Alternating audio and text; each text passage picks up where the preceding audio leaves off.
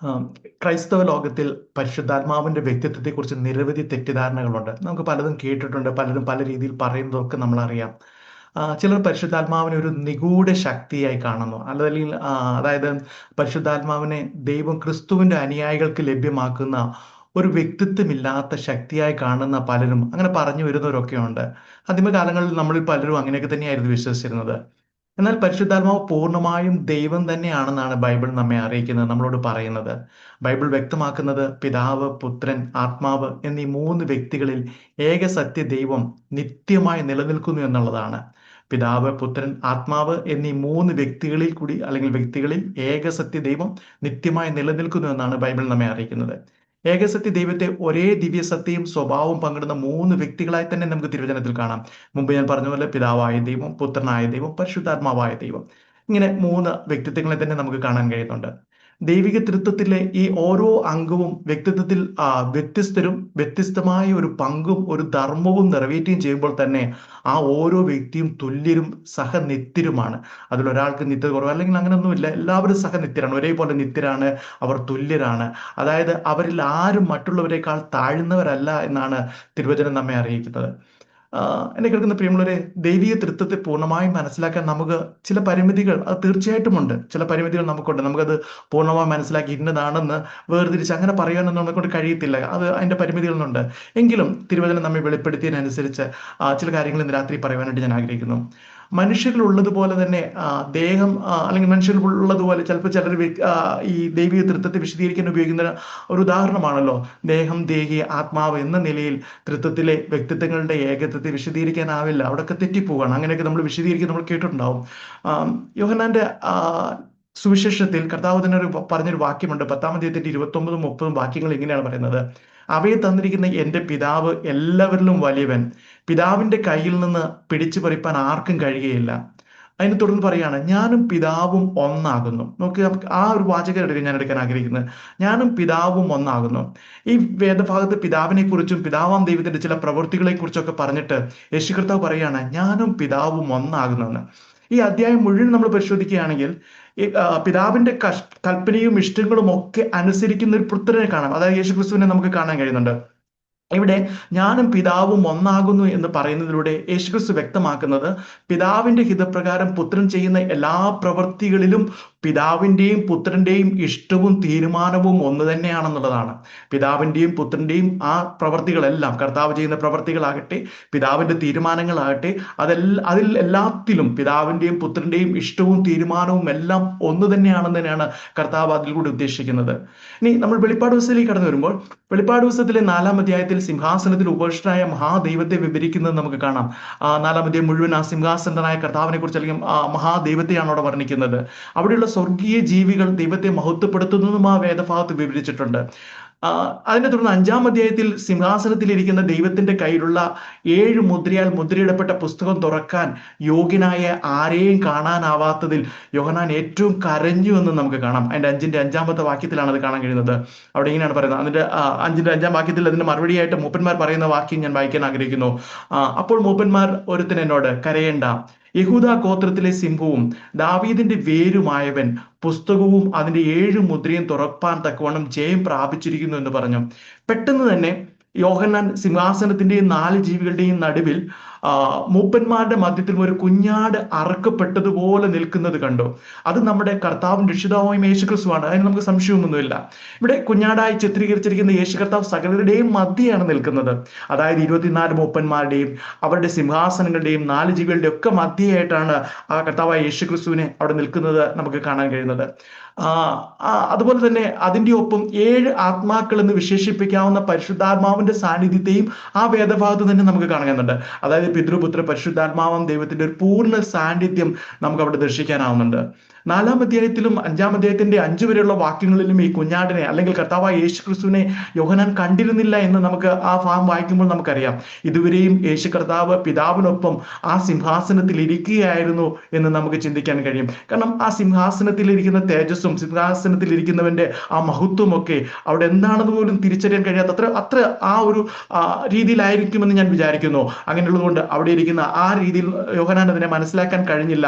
എന്നാൽ കർത്താവായ യേശു ക്രിസ്തു ആ സിംഹാസനത്തിൽ ഇറങ്ങി പുറത്തു വന്ന് ആ ചുരുൾ വാങ്ങുന്ന കാര്യങ്ങൾ, അതാണ് നമുക്ക് അവിടുന്ന് അല്ലെങ്കിൽ തുടർന്ന് നമുക്ക് കാണാൻ കഴിയുന്നത്.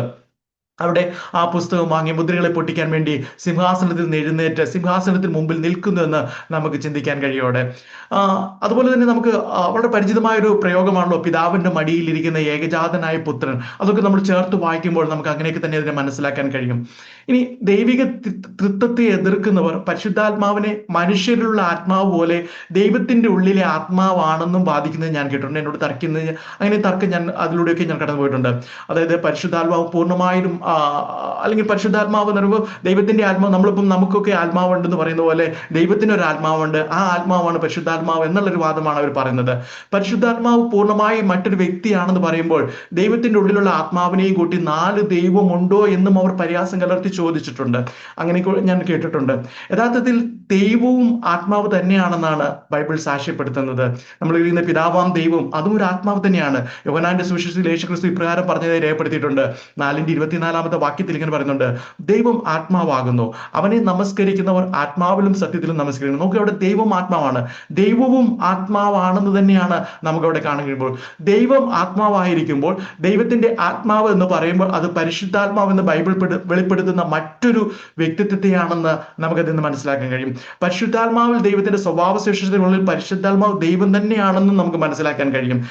അതിനോട് ചേർത്ത് അല്ലെങ്കിൽ ചില തിരുവചന ഭാഗങ്ങൾ ആ പരിശുദ്ധാത്മാവിന്റെ ആ ദൈവീയ സ്വഭാവങ്ങളോട് ചേർത്ത് പറയാനായിട്ട് ഞാൻ ആഗ്രഹിക്കുന്നു.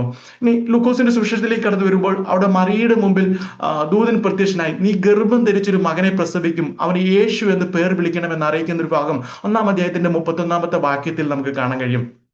തുടർന്നുള്ള സംഭാഷണത്തിൽ താൻ ഒരു പുരുഷനെ അറിയാകിയാൽ അതെങ്ങനെ സംഭവിക്കുമെന്ന് മറിയ ചോദിക്കുന്നത് ആ ചരിത്രം നമുക്കറിയാമല്ലോ. അതിന്റെ 1-ാമത്തെ വാക്യത്തിൽ ദൂതൻ പറയാണ്, അതിന് ദൂതൻ, പരിശുദ്ധാത്മാവ് നിന്റെ മേൽ വരും, അത്യുന്നതന്റെ ശക്തി നിന്റെ മേൽ നേരിടും, ആകിയാൽ ഉദ്ഭവിക്കുന്ന വിശുദ്ധ പ്രജ ദൈവപുത്രൻ എന്ന് വിളിക്കപ്പെടും. കാരണം ഇവിടെ പരിശുദ്ധാത്മാവിലാണ് മറിയ, അല്ലെങ്കിൽ പരിശുദ്ധാത്മാവിനാലാണ് മറിയയിൽ കൂടി യേശുക്രിസ്തു ജനിക്കുന്നതെന്ന് ഈ വേദഭാഗം വ്യക്തമാക്കുകയാണ്. തുടർന്ന് അതിന്റെ 37-ാമത്തെ വാക്യം നോക്കുകയാണെങ്കിൽ ദൈവത്തിന് ഒരു കാര്യവും അസാധ്യമല്ലല്ലോ എന്ന് ഉത്തരം പറയുന്നുണ്ട്. അവിടെയും ഉദ്ദേശിക്കുന്നത് അതായത് ദൈവമായ പരിശുദ്ധാത്മാവിന്റെ സർവശക്തി വെളിപ്പെടുത്തുന്ന ഒരു വാക്യമായിട്ട് നമുക്ക് മനസ്സിലാക്കാം. അതായത് പരിശുദ്ധാത്മാവ് സർവശക്തൻ തന്നെയാണ്.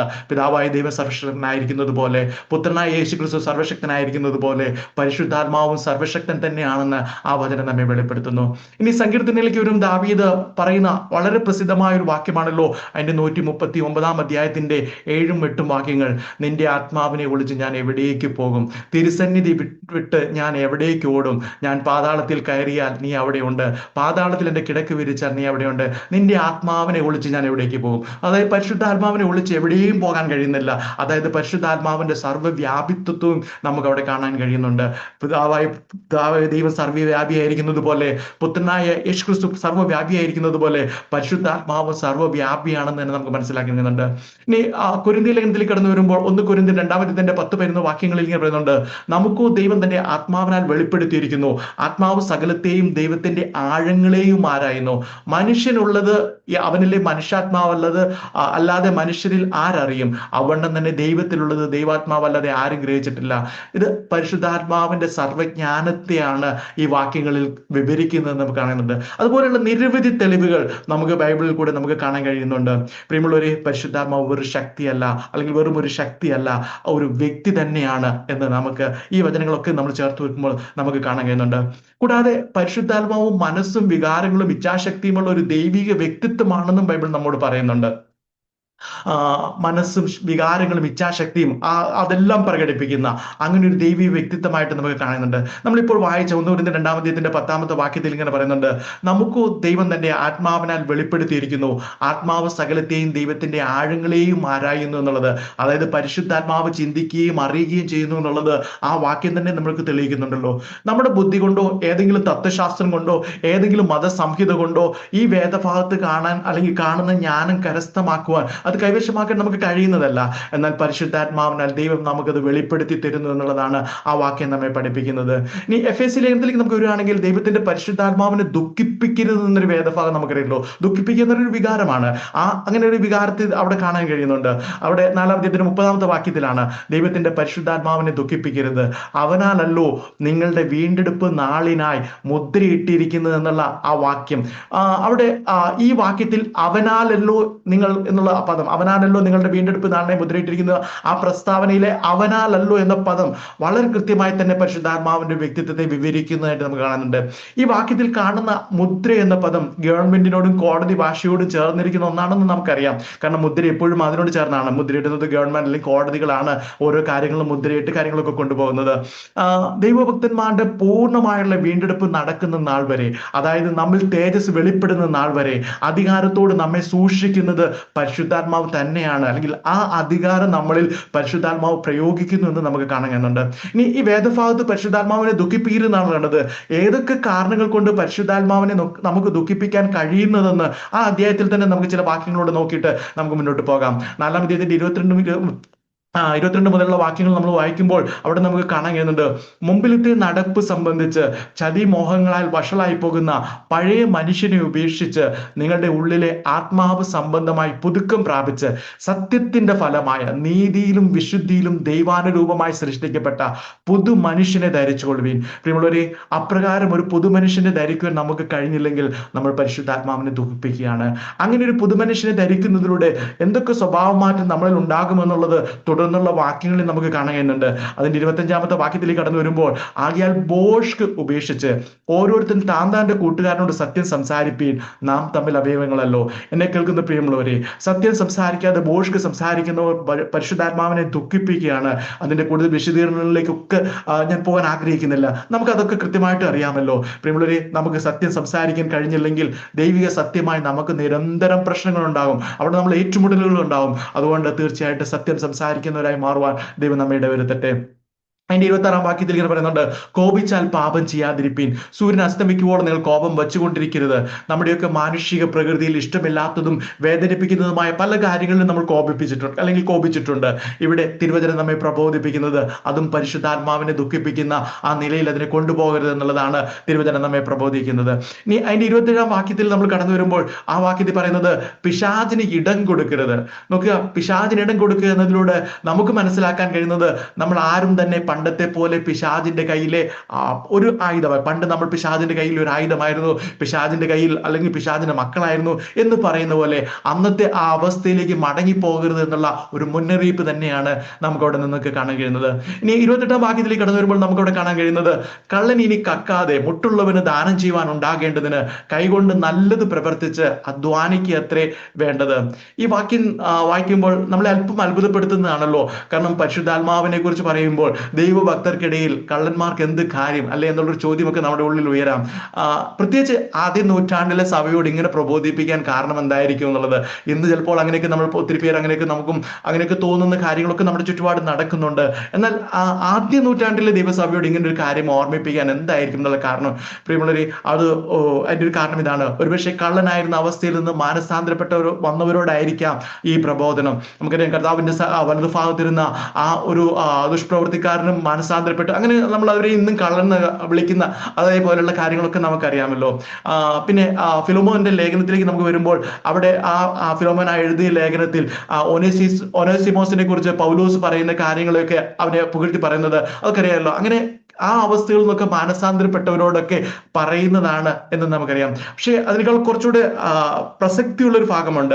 അതുപോലെ അത് അപ്പോസ്തലന്മാരുടെ കാലത്ത് തന്നെ ഉണ്ടായ ഒരു സംഭവമാണ് അതിനോട് ചേർത്ത് നമുക്ക് പറയാൻ കഴിയുന്നത്. തന്റെ നിലം മുഴുവൻ വിറ്റിട്ട് അതിലൊരു പങ്ക് തനിക്ക് വേണ്ടി മാറ്റിവെച്ചുകൊണ്ട് മുഴുവൻ നിലത്തിന്റെയും വിലയാണെന്ന് പറഞ്ഞുകൊണ്ട് അപ്പോസ്തലന്മാരുടെ കാൽക്കൽ വെച്ച് അനന്യാസിനും ഭാര്യയ്ക്കും സംഭവിച്ചത് നമുക്കറിയാമല്ലോ.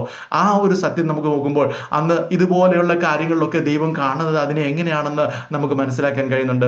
ദൈവജനങ്ങൾക്കിടയിൽ സ്വയം പ്രശസ്തി നേടാനായി അവർ സ്വീകരിച്ചൊരു മാർഗമായിരുന്നു അതെന്ന് നമുക്ക് മനസ്സിലാക്കാൻ കഴിയും. ആദ്യം തൊട്ടുള്ള അവരുടെ പ്രവൃത്തികളും തീരുമാനങ്ങളും ഒക്കെ പരിശുദ്ധാത്മാവ് കാണുന്നുണ്ട്. എങ്കിലും പത്രോസിന്റെ വായിൽ കൂടി ആ ചോദ്യം ഉന്നയിച്ചത്, അതായത് ഇത്രയ്ക്കാണ് വിറ്റെന്ന് ചോദിക്കുന്ന ആ പത്രോസിന്റെ വാക്കുകളിൽ കൂടെ അല്ലെങ്കിൽ ഒന്നുകൂടി അത് അനന്യാസ് കേൾപ്പാനിടത്ത് ഇടവന്നത് അനന്യാസിന് മാനസാന്തരപ്പെടുവാനുള്ള ഒരു അവസരം കൂടി, അവസാനത്തെ ഒരു അവസരം എന്ന നിലയിലായിരുന്നു ആ ചോദ്യം അവിടെ ഉയർന്നതെന്ന് നമുക്ക് മനസ്സിലാക്കാം.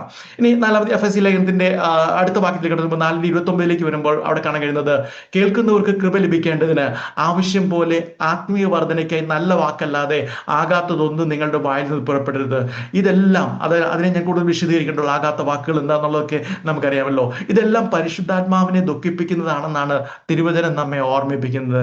പ്രിയരെ, നാം പരിശുദ്ധാത്മാവിനെ ദുഃഖിപ്പിക്കരുതെന്ന് ആഗ്രഹിച്ചുകൊണ്ട് സഹായത്തിനായി പ്രാർത്ഥിച്ചാൽ, നമ്മുടെ ആഗ്രഹമുണ്ട് പരിശുദ്ധാത്മാവിനെ ദുഃഖിപ്പിക്കരുത്. കാരണം അത് ദൈവമാണ്, സർവ്വശക്തിയുള്ള ദൈവമാണ്, സർവ്വവ്യാപിയായ ദൈവമാണ്, സർവ്വജ്ഞാനിയുമാണ്. സർവ്വവ്യാപി സർവ്വജ്ഞാനി എന്ന് പറയുമ്പോൾ നമ്മൾ എവിടെയൊക്കെ ആയിരിക്കുന്നു അവിടെയൊക്കെ ഈ ദൈവമുണ്ട്, പരിശുദ്ധാത്മാവുണ്ട്, നമ്മളോട് കൂടെ വസിക്കുന്നു. അതുപോലെ സർവ്വജ്ഞാനി എന്ന് പറയുമ്പോൾ നമ്മുടെ ഹൃദയത്തിലുള്ള സകല ചിന്തകളെയും ആ കാര്യങ്ങളെ ഒക്കെ അറിയുന്ന ആ പരിശുദ്ധാത്മാവിനെ ദുഃഖിപ്പിക്കരുതെന്ന് നമുക്ക് ആഗ്രഹമുണ്ടെങ്കിൽ പ്രിയമുള്ളവരെ, ആ ആഗ്രഹത്തോടെ സഹായത്തിനായി പ്രാർത്ഥിച്ചാൽ നമ്മളെ പ്രോത്സാഹിപ്പിക്കുന്ന ഒരു പരിശുദ്ധാത്മാവിനെ തന്നെയാണ് തിരുവചനം നമ്മെ കാണിച്ചിരുന്നത്.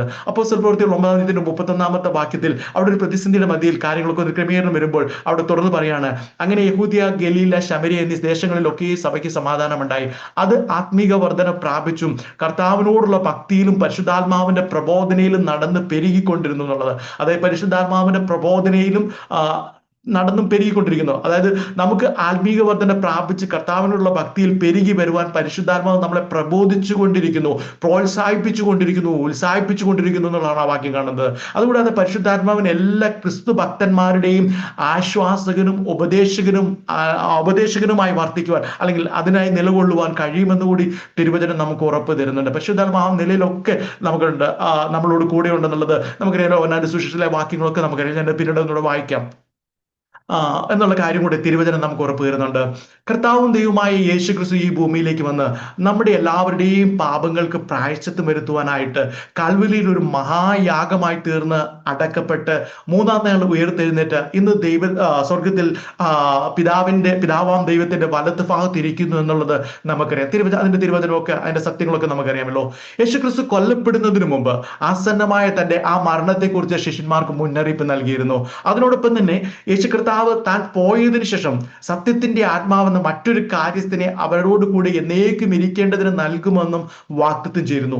യേശുക്രിസ്തു സ്വർഗാരോഹണം ചെയ്തതിനു ശേഷം ശിഷ്യന്മാർ ഒരുമിച്ച് കൂടിയിരുന്ന അതേ മാളിക മുറിയിൽ പരിശുദ്ധാത്മാവ് അവരിലേക്ക് വന്നതിലൂടെ ആ വാഗ്ദത്തം നിറവേറിയായിരുന്നു. ആ വേദഭാഗം വളരെ നമുക്കായിട്ട് നന്നായിട്ട് അറിയാമല്ലോ. അന്നേരം അടയാളങ്ങളോടുകൂടി പരിശുദ്ധാത്മാവ് വന്ന് ശിഷ്യന്മാരിലേക്ക് വന്നതിനെ തുടർന്നുണ്ടായ സംഭവങ്ങൾ അപ്പോസ്തല പ്രവർത്തികളുടെ പുസ്തകത്തിൽ വിവരിച്ചിട്ടുണ്ട്. തുടർന്നുള്ള അധ്യായങ്ങളിലൊക്കെ അതിന്റെ അനുരണങ്ങളൊക്കെ നമുക്ക് കാണാൻ കഴിയുന്നുണ്ട്.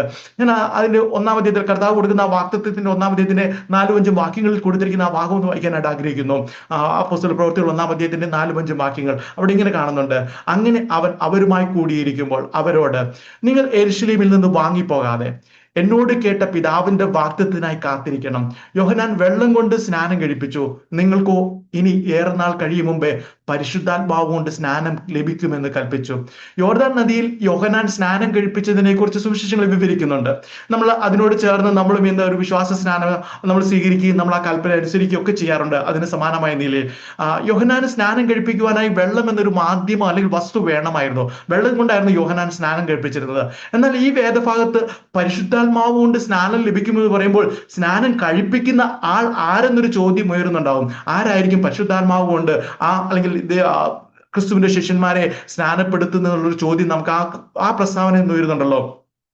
യേശുക്രിസ്തുവിന്റെ പരസ്യ ശുശ്രൂഷ ആരംഭിക്കുന്നതിന് മുമ്പ് തന്നെ യോഹന്നാൻ അതിനെക്കുറിച്ച് പറഞ്ഞിരുന്നു. മത്തായിയുടെ സുവിശേഷം 3-ാം അധ്യായത്തിന്റെ 11-ാമത്തെ വാക്യത്തിൽ ഇങ്ങനെ പറയുന്നുണ്ട്. യോഹന്നാൻ പറയാണ്, ഞാൻ നിങ്ങളെ മാനസാന്തരത്തിനായി വെള്ളത്തിൽ സ്നാനം ഏൽപ്പിക്കുന്നേയുള്ളൂ. എന്റെ പിന്നാലെ വരുന്നവനോ എന്നേക്കാൾ ബലവാനാകുന്നു. അവന്റെ ചെരുപ്പ് ചുമപ്പാൻ ഞാൻ മതിയായവനല്ല. അവൻ നിങ്ങളെ പരിശുദ്ധാത്മാവിലും തീയിലും സ്നാനം ഏൽപ്പിക്കും. അന്നേരം പരിശുദ്ധാത്മാവിൽ സ്നാനപ്പെടുത്തുന്നത് കർത്താവായ യേശുക്രിസ്തു തന്നെയാണ്. ഇവിടെ തീ കൊണ്ടുള്ള സ്നാനം മാനസാന്തരത്തിന് അനുവദിച്ച കാലത്തിന് ശേഷമുള്ള ഒരു ന്യായവിധിയാണ് കാണിക്കുന്നത്. അതായത് സർവ്വ മനുഷ്യർക്കും മാനസാന്തരത്തിനായി ദൈവം വെച്ചിരിക്കുന്ന കാലത്തിന് ശേഷം മാനസാന്തരപ്പെടാത്തവർക്കുള്ള ആ ന്യായവിധിയാണ് തീ കൊണ്ടുള്ള സ്നാനം എന്ന് നമുക്ക് മനസ്സിലാക്കേണ്ടതുണ്ട്. അതേസമയം മാനസാന്തരപ്പെട്ട് വെള്ളം കൊണ്ട് കഴിപ്പിക്കുന്ന സ്നാനത്തിലേക്ക് മനസ്സ് വെക്കുന്നവർക്ക് പരിശുദ്ധാത്മാവ് കൊണ്ടുള്ള സ്നാനം ലഭിക്കും. ആ ദിവ്യ സ്നാനം നടക്കുന്നത് യേശു കർത്താവിനാലാണ്. യേശു കർത്താവ് തന്നെയാണ് അത് നടത്തുന്നത്. പരിശുദ്ധാത്മാവ് കൊണ്ടുള്ള സ്നാനം കൊണ്ട് എന്താണ് ഉദ്ദേശിക്കുന്നതെന്ന് നമുക്ക് ഈ വാക്യത്തിൽ നമുക്ക് അല്ലെങ്കിൽ തുടർന്നുള്ള ചില കാര്യങ്ങളിൽ നമുക്ക് ചിന്തിക്കാനായിട്ട് ആഗ്രഹിക്കുന്നു. ആദ്യമേ മനസ്സിലാക്കേണ്ടത് ഇതൊരു ആലങ്കാരിക ഭാഷയാണ്. പരിശുദ്ധാത്മാവ് കൊണ്ടുള്ള സ്നാനം എന്ന് പറയുമ്പോൾ അതൊരു ആലങ്കാരിക ഭാഷ്യമാണ്. അതായത് നമ്മൾ ദൈവിക തൃത്വത്തെ കുറിച്ച് ചില കാര്യങ്ങൾ ഞാൻ ആരംഭത്തിൽ പറഞ്ഞല്ലോ. ദൈവിക തൃത്വത്തിലെ മൂന്നാമത്തെ വ്യക്തിയായ ആത്മാവായ ദൈവം, അതായത് പരിശുദ്ധാത്മാവ്, പിതാവായ ദൈവത്തിൽ നിന്ന് പുത്രനായ ദൈവത്തിലൂടെ പുറപ്പെട്ട് ദൈവിക തിരഞ്ഞെടുപ്പിൽ ഉൾപ്പെടുന്ന സകല മനുഷ്യരിലും എത്തുന്നതാണ് ആ സ്നാനം എന്ന് പറയുന്നത്. ഞാൻ ഒന്നുകൂടെ അതിൽ ആവർത്തിക്കട്ടെ. ദൈവിക തൃത്വത്തിലെ മൂന്നാമത്തെ വ്യക്തിയായ ആത്മാവായ ദൈവം, അതായത് പരിശുദ്ധാത്മാവ്, പിതാവായ ദൈവത്തിൽ നിന്ന് പുത്രനായ ദൈവത്തിലൂടെ പുറപ്പെട്ട് ദൈവിക തിരഞ്ഞെടുപ്പിൽ ഉൾപ്പെടുന്ന മനുഷ്യരിൽ എത്തുന്നതിനെയാണ് പരിശുദ്ധാത്മ സ്നാനം എന്നുകൊണ്ട് ഉദ്ദേശിക്കുന്നത്. അപ്പോസ്തല പ്രവൃത്തികൾ 1-ാം അധ്യായത്തിന്റെ 5-ാം വാക്യത്തിൽ ഇങ്ങനെ പറയുന്നുണ്ട്, നമ്മളത് വായിച്ചതാണല്ലോ. യോഹന്നാൻ വെള്ളം കൊണ്ട് സ്നാനം കഴിപ്പിച്ചു, നിങ്ങൾക്കോ ഇനി ഏറെ നാൾ കഴിയും മുമ്പ് പരിശുദ്ധാത്മാവ് കൊണ്ട് സ്നാനം ലഭിക്കുമെന്ന് കൽപ്പിച്ചു. അവർക്ക് പരിശുദ്ധാത്മാവ് കൊണ്ടുള്ള സ്നാനം ലഭിക്കുന്നത് 2-ാമത്തെ അധ്യായത്തിൽ വിവരിച്ചിട്ടുണ്ട്. 2-ന്റെ 1 മുതൽ 4 വരെയുള്ള വാക്യങ്ങൾ, ഞാൻ വാക്യം പെട്ടെന്ന് വായിച്ചു മുന്നോട്ട് പോകട്ടെ. പെന്തക്കോസ്ത് നാൾ വന്നപ്പോൾ അവരെല്ലാവരും ഒരു സ്ഥലത്ത് ഒന്നിച്ചു കൂടിയിരുന്നു. പെട്ടെന്ന് കൊടിയ കാറ്റടിക്കുന്നത് പോലെ ആകാശത്തു നിന്നൊരു മുഴക്കമുണ്ടായി. അവർ ഇരുന്നിരുന്ന വീട് മുഴുവനും നിറച്ചു. അഗ്നിജാല പോലെ പിളർന്നിരിക്കുന്ന നാവുകൾ അവർക്ക് പ്രത്യക്ഷമായി. അവരിൽ ഓരോരുത്തരുടെ മേൽ പതിഞ്ഞു. എല്ലാവരും പരിശുദ്ധാത്മാവ് നിറഞ്ഞവരായി ആത്മാവ് അവർക്ക് ഉച്ചരിപ്പാൻ നൽകിയതുപോലെ അന്യഭാഷകളിൽ സംസാരിച്ചു തുടങ്ങി. പ്രിയമുള്ളവരെ, ഈ പെന്തക്കോസ്ത് നാളിൽ ശിഷ്യന്മാർക്കായി ഉണ്ടായ ഈ അനുഭവത്തെ അപ്പോസ്തല പ്രവർത്തികൾ വ്യത്യസ്ത രീതികളിൽ വിവരിച്ചിട്ടുണ്ട്. അതുപോലെ അതായത് ആത്മാവ് ആദ്യമായി കടന്നു വന്ന് അല്ലെങ്കിൽ പരിശുദ്ധാത്മാവിനാൽ നിറയുന്ന അല്ലെങ്കിൽ പരിശുദ്ധാത്മാവിനാൽ സ്നാനം ലഭിക്കുന്നതിനെ കുറിച്ച് വ്യത്യസ്ത നിലയിൽ പറയുന്നത്.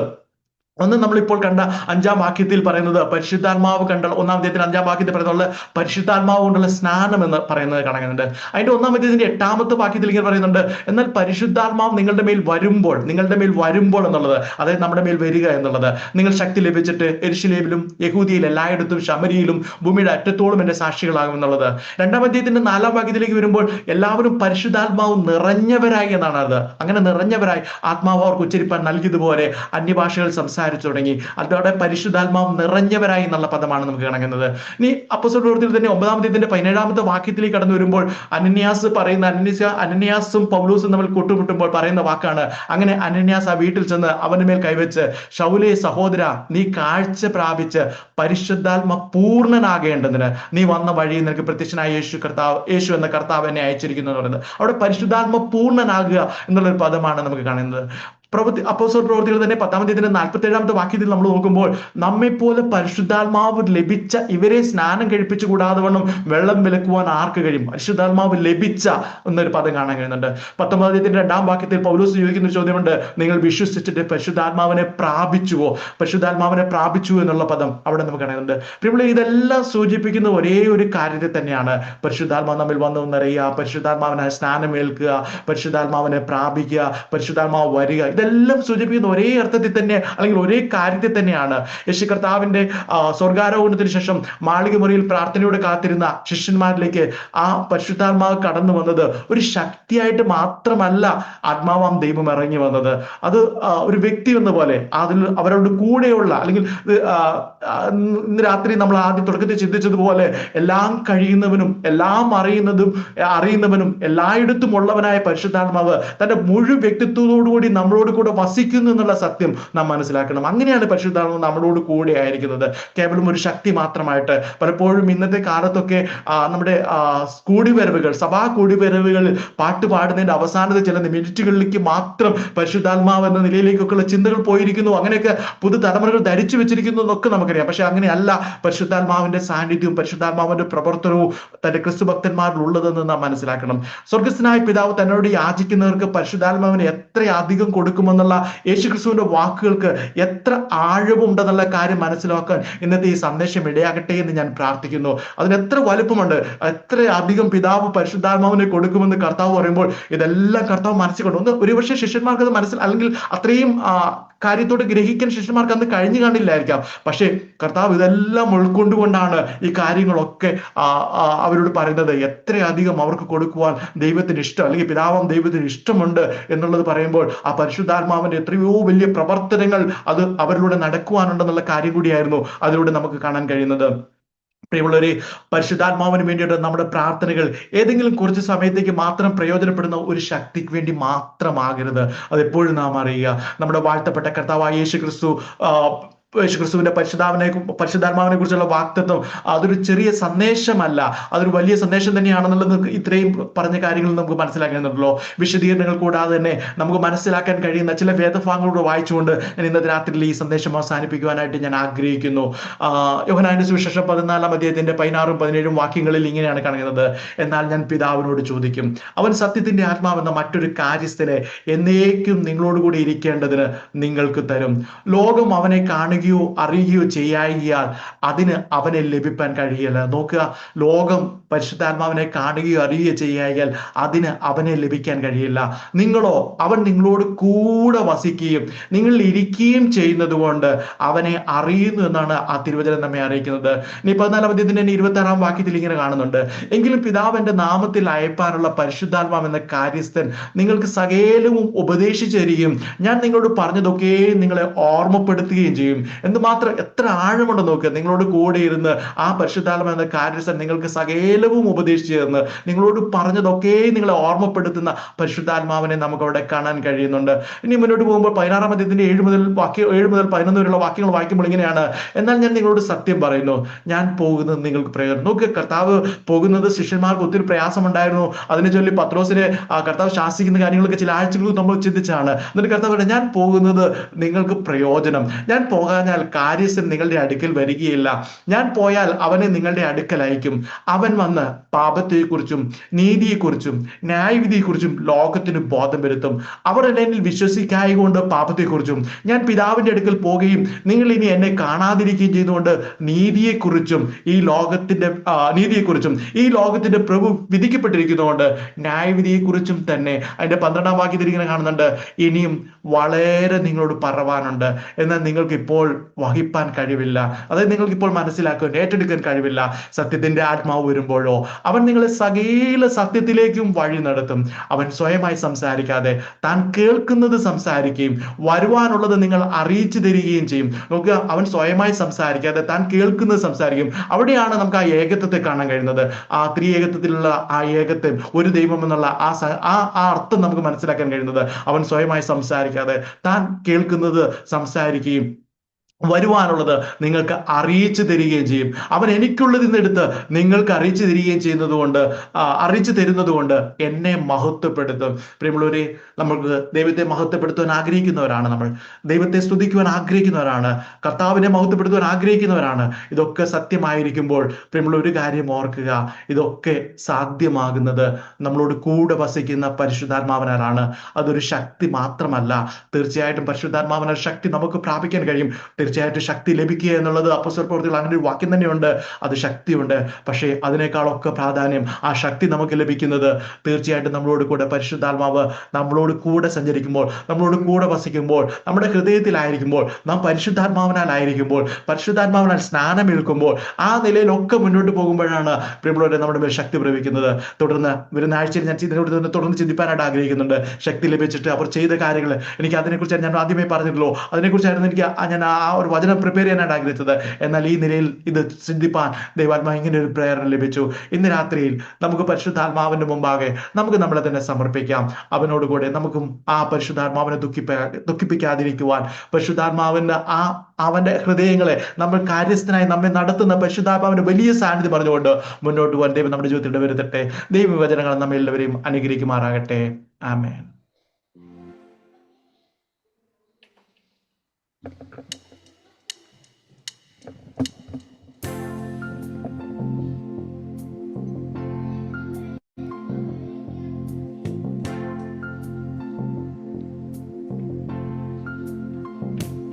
ദൈവസ്നേഹമേ സ്വർഗം കാട്ടിയ അത്ഭുതമേ,